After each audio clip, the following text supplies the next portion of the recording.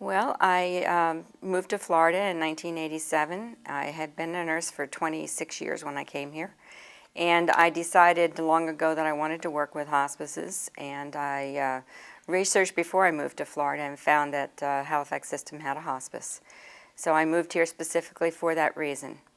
And I worked with Hospice of Volusia Flagler for 22 years. I began in '87 and I retired in 2010. I knew that we needed to do something different when I came here, and we needed to develop a program where we worked with that patient from day one on the issues in their life, because the only thing that was going to provide them with a comfortable and peaceful death was to resolve these issues. Well, we began a spiritual and emotional reconciliation care plan, which has specific interventions for all the interdisciplinary team members. Now, we've all collaborated in the past, and we've all facilitated each of our disciplines coming into the home and helping the patient, but we really didn't have a concerted effort to accomplish this goal. And this is the goal at end of life. It doesn't really matter what else is wrong with the patient, because what will make the difference is the peaceful death, and this is how you get it.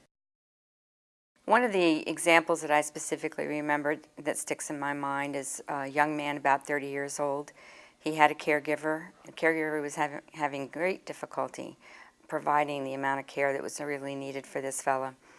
And he had become disconnected from his original family, as he had determined in his life that he was gay, and he lived that lifestyle, and his partner was all he had in his life at that point in time. So I went out to see this young man, and the really sad thing is he was terrified to die. He'd gone against everything in his life that he'd been taught as a child. It was against his religious beliefs. His lifestyle was not acceptable, and he did not think he was going to be seeing God in the near future. And actually, he had a terribly, terribly uncomfortable death. He was screaming, he was yelling, he was bargaining, and he died in absolute terror, and no one should have to die like that. The Intent Heals Journal is a natural, very lovely, handmade book that someone can write in. They can write names, they can write small notes, they can write whatever they'd like to in the book. The Intent Heals Journal is very special. I know when I first saw it, I thought, I liked the feel of it. I liked it. It was small and fit in my hand. I thought there was a lot of really nice things about it. But then I looked at it a little more closely, and it comes in all colors. It's got the Bodhi leaf on the front of it. But the really nice thing is, when you open it up, the paper is all natural, and it's all hand-torn, and there's just something really uniquely special about it.